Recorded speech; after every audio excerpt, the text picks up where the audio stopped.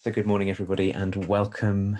This is Lizzie and Justin from Thirdspace. It's Sunday morning here in London, just after 9 o'clock at new time, because our clocks just changed. So for those of you who are outside of the UK who might have been expecting us an hour ago, we changed our clocks. We're here now. So we're here again for our 100th and who knows how many weeks, Lizzie. And as always, I just want to say welcome to all of you. Welcome to those of you who are here live with us on Facebook, the many of you who listen on our podcast later on all the different platforms that it's on, or maybe watch the YouTube videos on our website. You are so welcome to be with us for the next step in what has been, as you wrote so beautifully about this, Lizzie, in the Thirdspace newsletter this week, a multi-year unfolding conversation. So for any of you who haven't been with us before, we begin each week with a source, something, some words, a poem, or a part of a longer piece that someone's written that unfolds into a who knows what conversation between us. And what we're always up to here is seeing what we can do to turn together towards what seems most true and real and loving and has the most depth and aliveness in life. And I'm so looking forward to reading this source that you've brought us from Hollie. Lizzie, thank you. Good morning, everybody. As always, a delight to sit down here and wander into whatever this is going to be. And just to say, inevitably as well, in my life, I managed to arrive here out of some kind of kerfuffle of having a baby and a family and all the things that happen. So I was telling Justin before I came on that behind me was this kind of clutter of drums, washing, and an ironing board. And I wanted you all to be seeing me with a normal behindness, as you do with the Zoom these days. And so if you're watching, please appreciate the clarity of the behindness. And if I turn my camera a little bit, you'd see a very different story. And out there is all the washing and everything. So I'm saying that because I would love you to know that really I'm just as in a mess as however you're in a mess. And that this is a beautiful kind of acknowledgement of that in a way. Like to be in these conversations with you, Justin, I feel like we can be all of our mess here. And even though I've cleaned up my Zoom background, I essentially bring with me the messiness of my life. And in a way, the messiness is why all this stuff means anything to me, because it addresses the mess. We're talking about what it means to be human and to be really honest and transparent about our flaws and our difficulties and the trickiness of life sometimes. And also, I think a lot of the stuff we speak about, Justin, is an acknowledgement of wholeness and goodness and the depth of who we are and how mistaken we sometimes are in our definitions of what life should be rather than being with it as it is. And I feel like this poem really is an ode to that.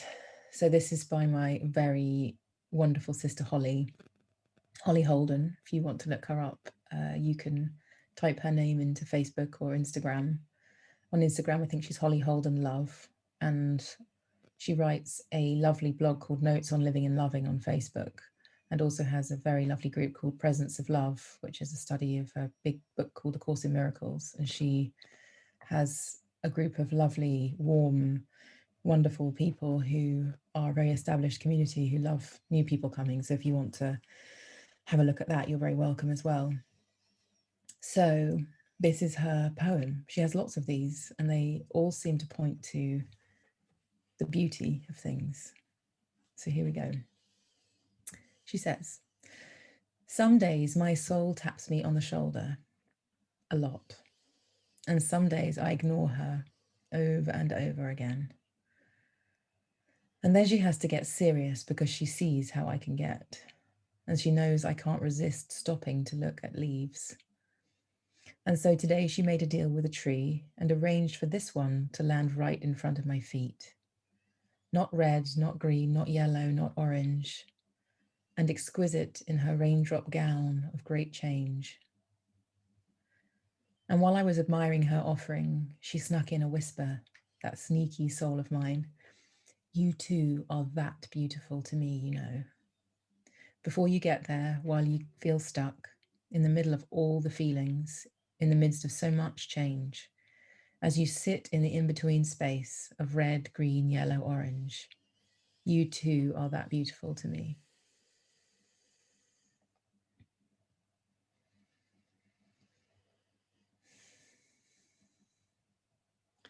I'm just letting Hollie's words and your reading of them sink in, Lizzie, before I read myself.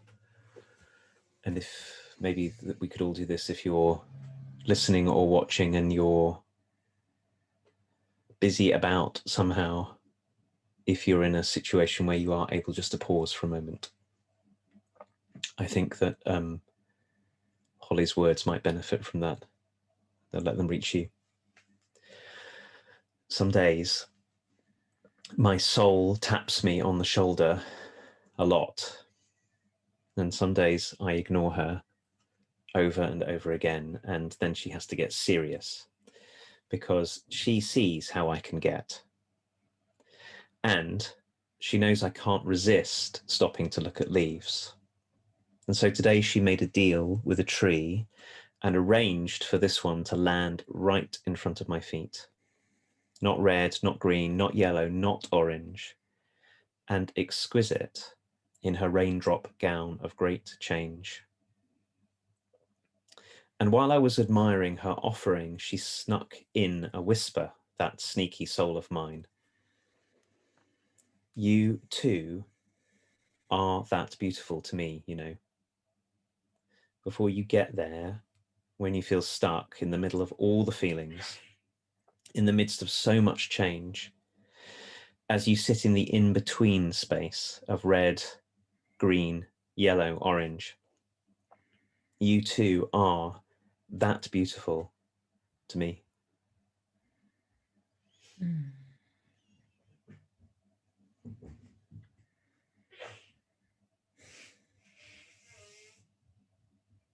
It's very, very settling to hear this read to me. Thank you, Justin.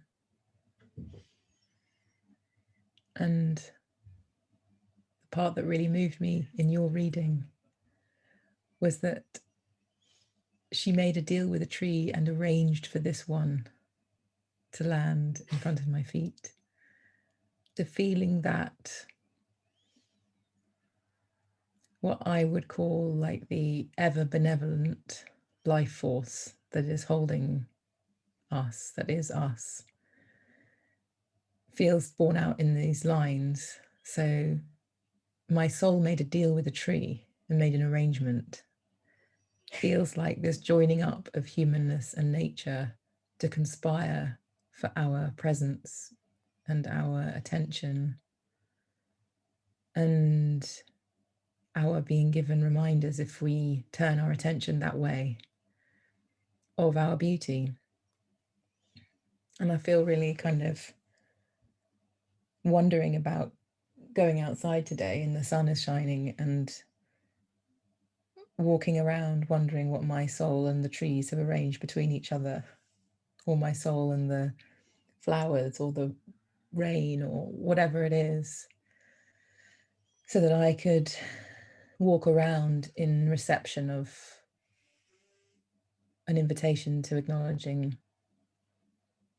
my beauty, being in a state of appreciation in relationship with nature, appreciation of who I am, and how I can trust the conspiracy that's happening, the conspiracy between my soul and life itself, because that's what it is.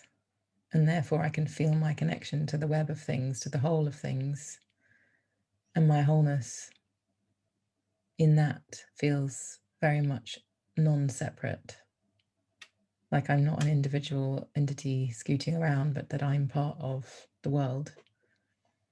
And I feel invited outside, and I feel invited into the world and trusting of it. And that brings me a really kind of energized, eager feeling to be part of things.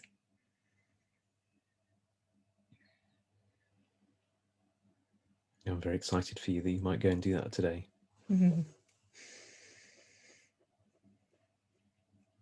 I'm so struck in you saying that, Lizzie. This is appertains to a conversation we were just beginning before we came on this Facebook Live, that one of the reasons that Hollie's extraordinary words here are so important is because many of us, it's really hard for a lot of us to see this a lot of the time. And I'm very excited for you that you might go and do this because, of course, being your friend for a very long time now, I get to see this of you all the time. It's how I see you, is in the way that Hollie's words invite. And I'm just struck that for one reason or another, at this time in history, for many of us, this, what Hollie says our souls can keep on showing us, is so far from how we experience ourselves. I mean, so far to the extent that I could feel, when you were reading the first time, I could feel the parts of me that object to the whole premise of this poem. There are parts that go, and they're not the main part or anything like that, but they come up and they go, no, no, no, no, no, no, no. This is trivial. This is like. So I think so many of us are convinced that we walk around in the aura, in the atmosphere of the opposite of this. We walk around in the midst of, I'm a failure, I'm terrible, I'm nothing, and I'm awful, and I have to claw and panic and effort my way into any possibility that I might be anything other than that. And so our lives get super tight and super effortful. And then, as Hollie shows us, one of the things I really love about, there's so many things I love about this piece, but that in what you were just saying really struck me was when we'll let ourselves get in the way of beauty, like get beauty in front of us, we might have a chance of letting ourselves hear this last line of Hollie's poem, that you too are that beautiful to me. So the beauty we find with a tree or with a field or with a flower or with the sky or whatever it is, when we start to let ourselves feel that that's present here, we can get a glimpse of this. And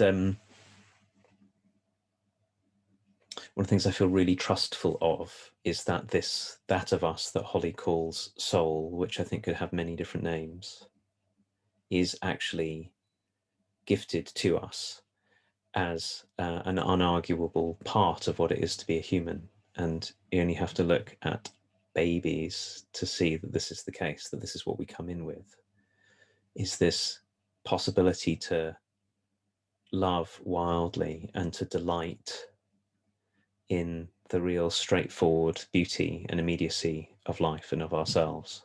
And if we could only remember that this of us exists and let ourselves, as Hollie is inviting us to do, let ourselves not keep on distracting ourselves from it or dismissing it, but let ourselves feel the goodness that it is to be a living human being, we might have a chance of living in this. And I am so sure that the consequence of living in this is that when we remember, is that we'll also see it in others and help them to do the same.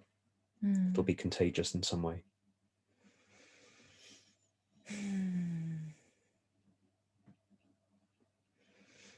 Funnily, Justin, as you're talking, I'm reminding of a children's book. When you were talking about this beauty being reflected back, and maybe we can find that it's us.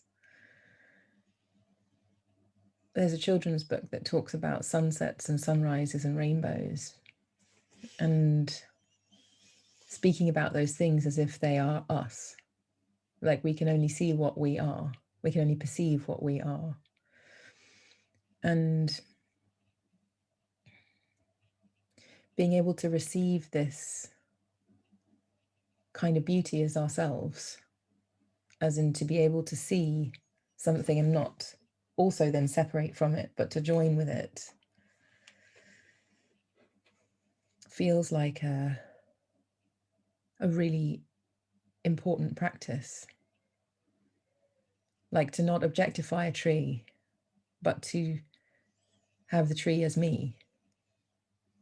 Like to not think it's out there, but to really observe where the seeing of the tree, where the receiving of the tree is happening.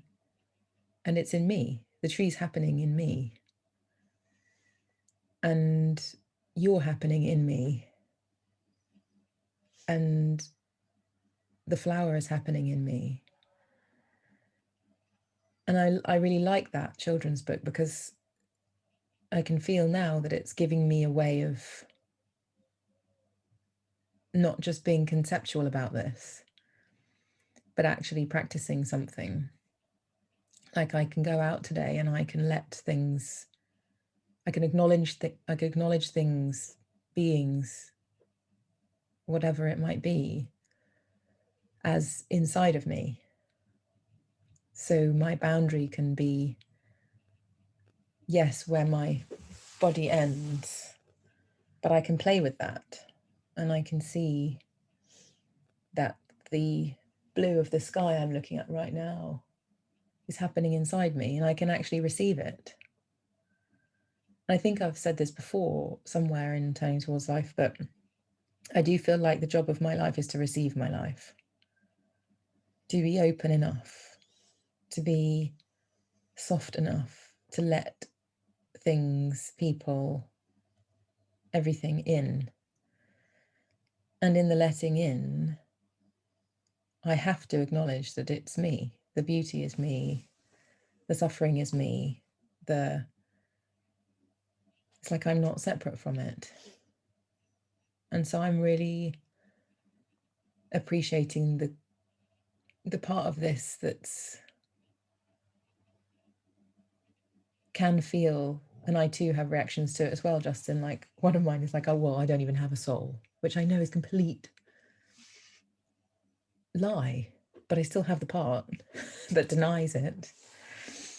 So I have resistance to this. But what I feel is that it, in its poetry and beauty, it invites me into a really practical something of joining with the world, of letting the world affect me and letting me be tapped on the shoulder and listening, actually kind of going slow enough and quietly enough to listen. And that, for me, that goes with, at the moment, me and Vesper are doing the stairs because she loves the stairs. And going up and down our stairs for no reason 50 times a day is quite something. But if I let myself be affected in the way that this poem is inviting me to, it's a whole different thing. And so I feel like it's a very practical poem whilst being extraordinarily mystical and abstract. It's also very pragmatic for me, and I feel very welcomed by it because of the ordinariness of, I think all humans are just in a bunch of old ordinariness. We're either making a cup of tea or sweeping or typing a letter or making a phone call or cleaning or driving somewhere or whatever we're doing. There's so much ordinariness. And this is a call to being there and letting life be right with you and not wasting opportunities to become present and receptive of life. I really appreciating this way that you have of talking, Lizzie, that the tree is in us. Because I think that's true. And I also think it flies against another way that we learn to be in the world, that the underlying orientation that many of us have, if you grow up in this century or the end of the last one, and particularly if you grew up in the West, but probably everywhere in some way, is that the basic nature of everything is that the world is full of things. So a tree is a thing, and I'm a thing, and you're a thing, and we experience mostly our lives as separateness from one another, and trying to figure out how to manipulate or move things around so that we get what we want. That's is sort of the story of how things are that we're in the middle of. And from that story, it's very, very difficult to remember, first of all, what Hollie's inviting us into, which is that we are in a great mystery that keeps on calling to us. There's no room for that in a sort of thingified story of life. Mm. And that what we really are is we're always in relationship. That we're not separate things from anything. That to apprehend a tree or to be with a friend is to be in this reciprocal, you're in me and I'm in you. That's how I get to relate to you, is because you are right here in my own experience. And who's to say that what of you is arising here in me isn't you? It's not like, I know you said about where your body ends, but there's a Lizziness that arises in me from being with you. Mm. And in order to really fully feel the possibilities of that, this language that you have about receiving is so important, because otherwise what our lives are is not mostly an act of receiving. I think it's becomes an act of striving to prove to ourselves that we're not the terrible somethings that we are, by getting all the washing finished, or finishing my to-do list, or having X amount of money in my bank, or being a certain amount famous, or whatever it is. There's like 100,000 different versions of this. That makes it so hard to receive that a tree or a friend or a baby or anything is in the act of mirroring back our extraordinariness. And even it's so good that this morning began with your pile of stuff in your room that you cleared out, which of course is lovely, but even in the pile of whatever's unfinished, there's a beauty and a miraculousness that any of that is here at all to be finished by us. And the thing that Hollie's reminding me in her writing is that our capacity to feel that and appreciate isn't that far away, even though we forget it all the time. So it's not like I'm this, I don't know what, and I have to work really, really, really, really hard if I'm going to have a chance of finding the thing that will show the beauty in me and the beauty in something else. Hollie keeps on reminding us that's the thing that's right here. Yeah. That's what we got born with. And whether you call it soul or self or the ground of all being or life, or if you call it God, or whatever you call the something, there's lots of different parallel language. There's something that can meet life open-heartedly and let us receive our lives, is always very, very, very close. Yeah. And if we're lucky, we catch that it's conspiring to keep on showing us when we've been ignoring, and when parts of us have been getting all frantic and whatever. Yeah, as you were talking, Justin, I was just envisaging myself like literally in a pile of stuff, in it, literally sitting kind of confused in a pile of mess, and realizing that even in that state of undoneness and messiness and confusion and overwhelm, that this is still there. I really loved what you said about it's never that far away. It's such a gift to be reminded of that, because I think in those states where you really are in kind of a dark spot, or an extended dark period even, it seems to me like we forget this so easily. And how wonderful that it isn't that far away, and that it's present in the middle of the feelings, in the stuckness, in the change, in the in-between.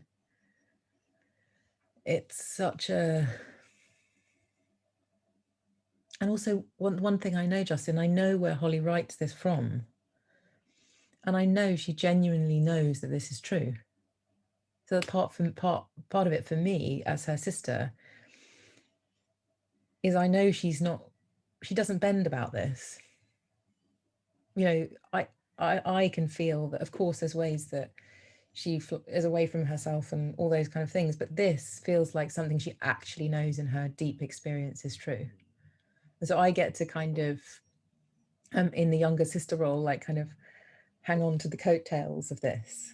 And I feel really lucky to have this and to also bring this out into the world with Hollie too, because it feels really, really a big gift that she has to give us, is to feel into her solidity of knowing that this is absolutely true, that life is conspiring in our best interests to bring us home to ourselves and to life.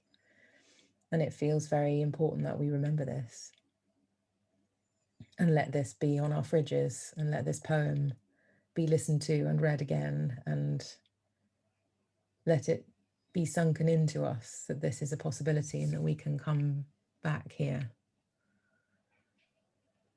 to find breath and remembrance, self-remembering. That's one way of saying this, I guess, is self-remembering. And it feels really crucial, as you said, especially right now, that we remember this beauty and this goodness that is each of us and everyone else. And that we keep being in this kind of conversation about who we are.